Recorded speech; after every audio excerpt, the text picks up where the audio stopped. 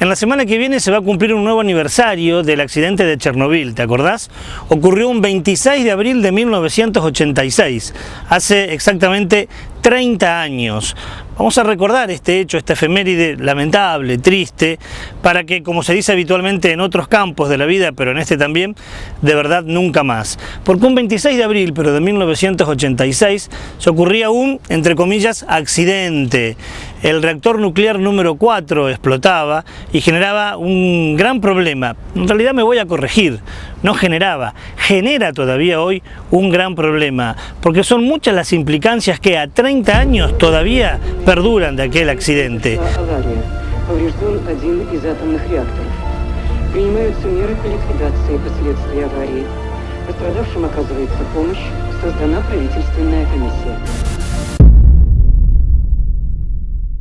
One of the atomic reactors at the Chernobyl atomic power plant in the city of Kiev was damaged, and there is speculation in Moscow that people were injured and may have died.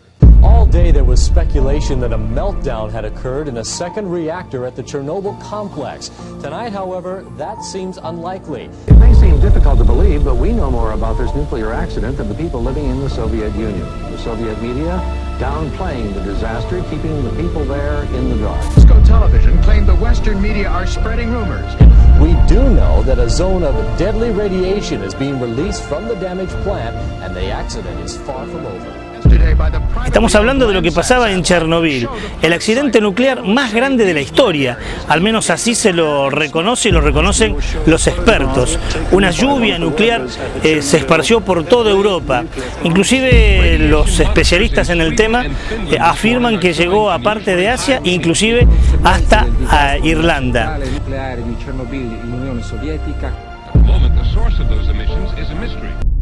Sala de control del reactor número 4 de Chernobyl, madrugada del 26 de abril de 1986. El corazón del reactor, un modelo RBMK-1000, es un cilindro octogonal de 14 metros de alto y 7 de ancho con una tapa de 1.200 toneladas de robusta cerámica. En el interior se encuentran barras de grafito por las que fluye el combustible nuclear. Estas barras son el acelerador y el freno del proceso de fisión nuclear. Si se suben las barras, la potencia aumenta. Si se bajan, el proceso se detiene. Leonid Toktunov es el encargado de manejar las barras esta noche. La energía nuclear es una ciencia que escapa al conocimiento de la mayoría de personas. Es muy difícil de comprender y lo que ocurrió aquella madrugada de abril es en parte un misterio. La mayoría de documentos se destruyeron o se perdieron tras la caída del muro de Berlín, pero se puede resumir con una frase: todo lo que pudo salir mal, salió mal. Esa noche iba a tener lugar una prueba de seguridad básica. Una prueba que se llevaba posponiendo 3 años. Consistía en simular un fallo en el suministro eléctrico para comprobar si el reactor es autosuficiente, si es capaz de generar su propia energía y seguir funcionando. Si no lo es, se desestabiliza y puede explotar. A la 1:15 Toktunov baja la mayoría de barras de grafito para poner el reactor al 20% de su potencia total y simular así de forma controlada ese posible fallo en el suministro eléctrico. La prueba ha comenzado. Todo transcurre según lo previsto hasta que en los 10 minutos de que la prueba diera comienzo, la potencia en el núcleo del reactor, de por sí baja, comienza a decrecer. Es un pequeño contratiempo, nada que preocupe a los ingenieros. Toktunov sube unas cuantas barras de grafito y la potencia se vuelve a estabilizar. Lo que desconocían era que en la tapa del reactor había comenzado a producirse una peligrosa cantidad de gas xenón. Este gas está impidiendo que fluya el combustible nuclear, haciendo que baje la potencia del reactor. Es en este momento cuando suena la primera alarma. La potencia continúa bajando por momentos y el reactor puede desestabilizarse. Los ingenieros empiezan a debatir sobre lo que tienen que hacer, si abortar la prueba de inmediato y posponerla de nuevo, si seguir adelante a pesar de la creciente inestabilidad del reactor.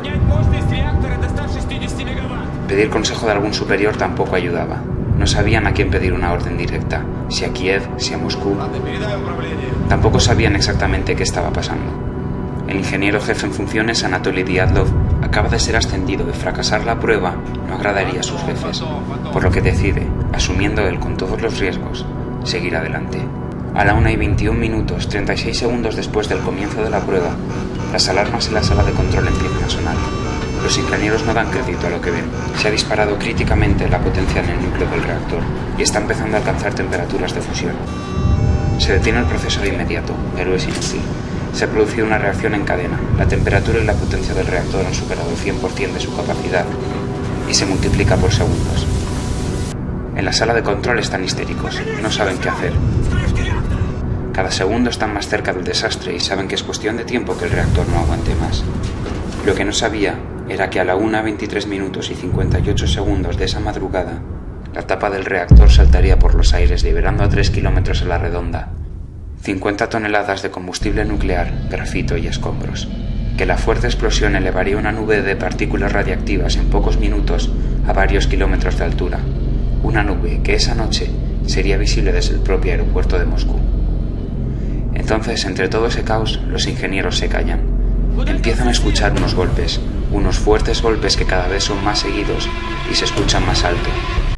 Son pequeñas explosiones de una reacción desconocida hasta la fecha, de algo que va a escapar al control humano.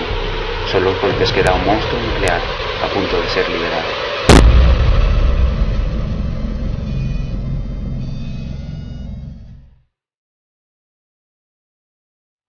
Una de las instituciones encargadas de investigar las consecuencias de estos accidentes suele calificar la gravedad de este conflicto o este episodio.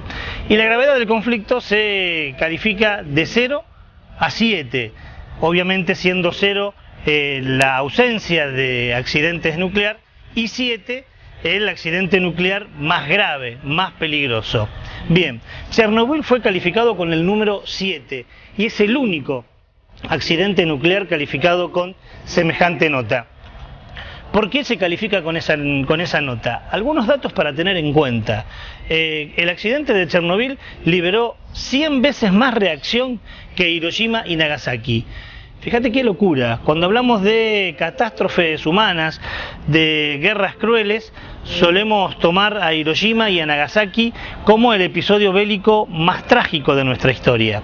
Bien, Chernobyl fue 100 veces más poderosa la explosión nuclear que Hiroshima y Nagasaki. Murieron alrededor de 25.000 personas y hay alrededor todavía hoy de 70.000 enfermos a causa de esta reacción.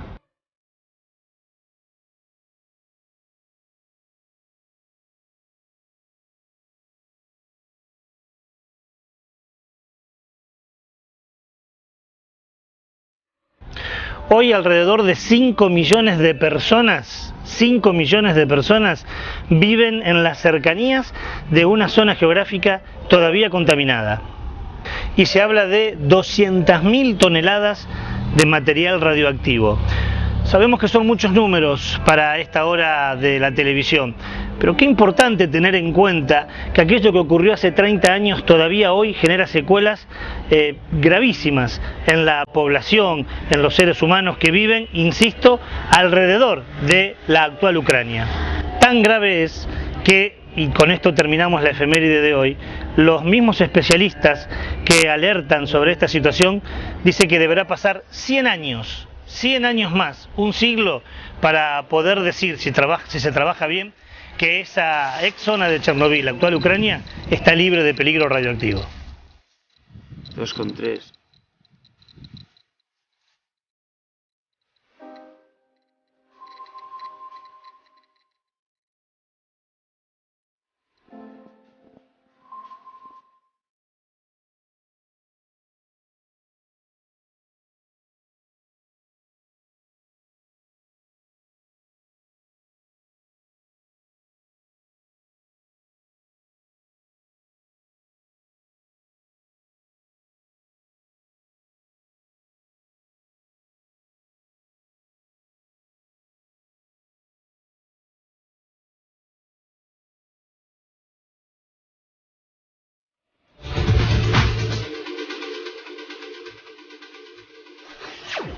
Los números que presentaba este recordatorio de la memoria, esta efeméride de Chernobyl, son realmente impresionantes, causan escozor. Y las imágenes que la producción logró para acompañar este informe aún más, ¿no? Lo que habrá que tener en cuenta es que no se trata de un documental ficcionado, sino que es de un hecho real, algo que nos pasó. Y que en la medida que no seamos más conscientes, más coherentes con el cuidado de nuestro entorno, puede repetirse. Hace un par de programas atrás uno de los entrevistados nos decía que no estaba en contra de la energía nuclear, pero que evidentemente las actuales condiciones del hombre y su comportamiento hacen que sean peligrosas, y vaya si lo es. ¿Cómo salir de este momento tan oscuro, tan aciago, que pinta de cuerpo entero la responsabilidad que tenemos los seres humanos con nuestro entorno, con nuestro medio ambiente? Bueno, sin olvidar lo que pasó, será momento de presentar la buena noticia, aquella que nos dice que el hombre puede convivir con su entorno y a su vez vivir de manera cómoda, ¿no? Y esa luz verde del semáforo la trae Raúl y nos lleva a Uruguay, ¿no? A Uruguay, porque ahí se inauguró la primera escuela sustentable de toda América Latina. Una escuela que tuvo la participación especial de un arquitecto muy afamado estadounidense, y eso nos lleva a la luz verde de hoy.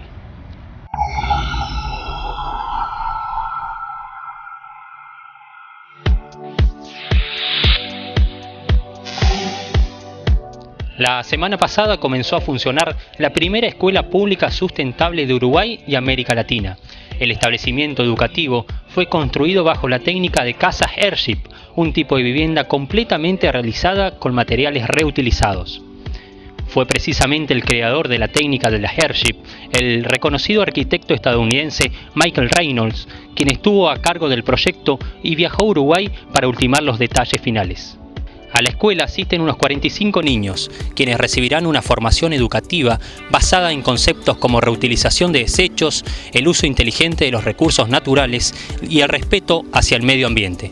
El establecimiento tiene una superficie de 270 metros cuadrados y en su construcción se utilizó un 60% de materiales reciclados, tales como latas, cubiertas, botellas y cartón, materiales que en su mayoría fueron recolectados por los vecinos, quienes participaron activamente en el desarrollo del proyecto. Siempre fuimos completamente un grupo de amigos que no sabíamos nada de construcción ni de procesos gubernamentales, intentando hacer algo mucho más grande que nosotros mismos, recordó Martín Espósito, quien estuvo a cargo de la coordinación general del proyecto.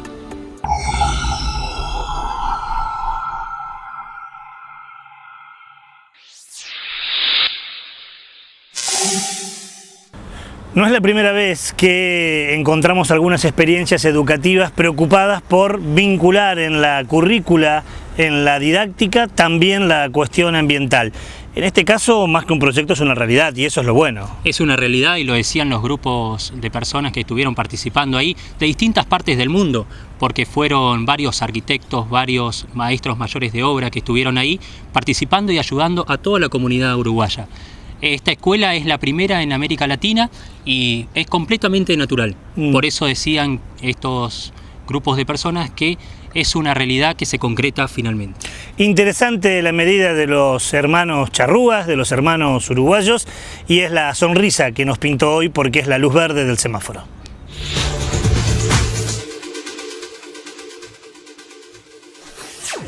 Si querés saber qué jornadas, qué proyecciones de películas, qué cursos, qué talleres se están organizando en la zona con la problemática medioambiental, te lo presenta Celina Pérez en la Agenda Verde. Este lunes 25, en el ciclo de Ecología de Rosario, disertará y debatirá con los asistentes Fabio Baena, representante del sector pesca deportiva, en el Consejo Provincial Pesquero. Baena además es colaborador en temas vinculados a la pesquería en el grupo autoconvocado El Paraná No Se Toca y colaborador en el programa Capacitación a Guías de Pesca de la Secretaría de Turismo de la provincia de Santa Fe. El tema a abordar es la cada vez menos presencia de peces en el río Paraná, la posibilidad de trazar algunas pautas de análisis y poner en debate la temática. Como siempre, el ciclo se desarrolla en el Centro Cultural Roberto Fontana Rosa de la ciudad de Rosario, en Avenida San Martín 1080. Comienza puntualmente a la hora 20 y es coordinado por el periodista Sergio Rinaldi. Se encuentra abierta la inscripción para los Premios Mundiales del Hábitat 2016-2017. En las bases de la convocatoria puede leerse que se buscan proyectos en el campo de la vivienda que demuestren soluciones prácticas, innovadoras y sostenibles a las actuales necesidades y problemas de vivienda que ya estén en marcha o terminadas. Las inscripciones comienzan el 29 de abril y la información se puede encontrar en www.worldhabitatawards.org.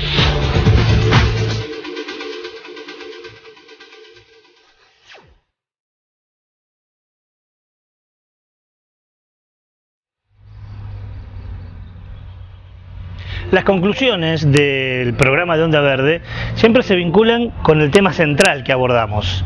Hoy fue el de contaminación acústica, contaminación sonora. Pero si nos permite vamos a hacer una pequeña violación a esa regla que nos hemos autoimpuesto para también hablar de la efeméride que recordamos. Dentro de pocos días se van a cumplir 30 años del mayor accidente nuclear que el hombre reconoce, el accidente de Chernobyl. Como dijimos en el transcurso del programa de hoy, un accidente que generó consecuencias nefastas. Todavía hoy hay mujeres que ven nacer sus hijos con malformaciones. Hay una cantidad de abortos muy importantes en esa zona y un accidente que es 100 veces más grave que las bombas atómicas lanzadas en Hiroshima y Nagasaki. A menos que esta terrible situación nos sirva para reflexionar y para que de verdad el hombre nunca más meta mano en algo que es tan pero tan grave para nuestra humanidad, para toda la humanidad, tanto del presente como del futuro. Y el informe de hoy fue contaminación sonora, un tema que, como también dijimos, no estamos muy concientizados, ¿no? Seguramente si hubiéramos salido a la calle a hacer una encuesta, a hablar de contaminación, la gente hubiera relacionado contaminación con el smog, con la contaminación del río, de los mares, hasta con la fumigación, si querés, por la zona en que vivimos nosotros, que es uno de los temas que más se abordan. Pero muy pocos, suponemos, hubieran incluido en este abanico de temas a la contaminación acústica, a la contaminación sonora. Dígame cuántas veces fue a un bar y le fue imposible poder hablar con su pareja por el ruido que hay adentro. ¿Qué pasa en los grandes centros comerciales? Que uno sale muchas veces con dolor de cabeza y sale molesto por el ruido que hay. Nos cuesta encontrar rincones, lugares donde poder comunicarnos y donde el ruido no forme parte de nuestra escenografía. Bueno, eso también es contaminación y eso también influye en nuestras vidas. ¿Habrá soluciones? Claro que la hay.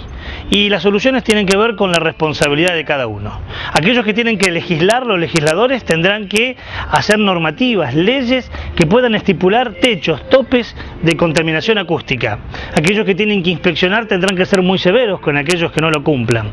Y cada uno de nosotros, como decimos siempre, como con cada tema, como con la basura, como con cada tema que nos toca, tendremos que también ser más conscientes a la hora de generar ruidos en nuestra ciudad para que justamente la ciudad sea ese lugar bello donde vivir y no ese lugar terrible donde sobrevivir. De eso se trata, como decimos siempre. Hoy fue este tema. Dentro de 7 días volveremos a invitarlo a hablar de otras cuestiones ambientales que nos sirvan, que nos sean útiles para vivir cada vez mejor. Ojalá podamos lograrlo. Gracias por todo. Será hasta dentro de 7 días.